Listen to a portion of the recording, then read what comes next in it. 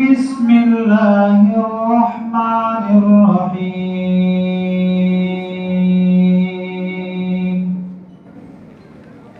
يا أيها الذين آمنوا استعينوا بالصبر والصلاة إن الله مع الصابرين ولا تقولوا لمن يقتل في سبيل الله أموات بل أحياء ولكن لا تشعرون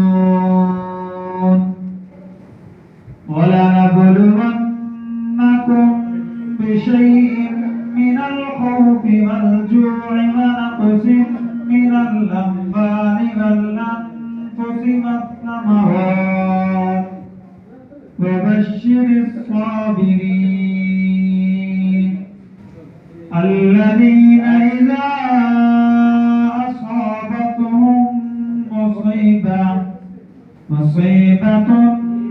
قالوا إنا لله وإنا إليه راجعون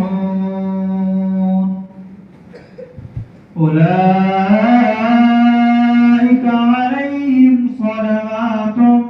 من ربهم ورحمة وأولئك هم المهتدون إن الصفا والمروة من شعائر الله فمن حج البيت أو اعتمر فلا جناح عليه أن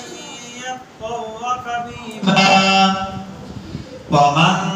تطوع خيرا فإن الله شاكر عليم إن الذين يكتمون ما أنزلنا من البينات والهدى من بعد ما بيناه للناس في الكتاب أولئك